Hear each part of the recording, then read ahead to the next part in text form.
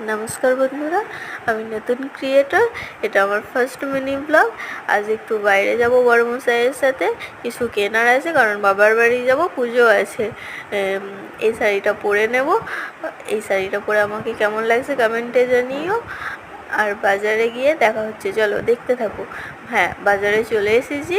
এই বাজারে অনেক ভিড় ছিল। আর এইদিকে এসেই আমার বড়মশাই দুটো সিঙ্গারা খেয়ে নিয়েছে, আমি একটা গজাও খেয়ে নিয়েছি। বাজারে অনেক ফল বিক্রি ছিল। ফল যেহেতু একটু লোভনীয় জিনিস, আমার দেখতে খুব ভালো লাগছিল।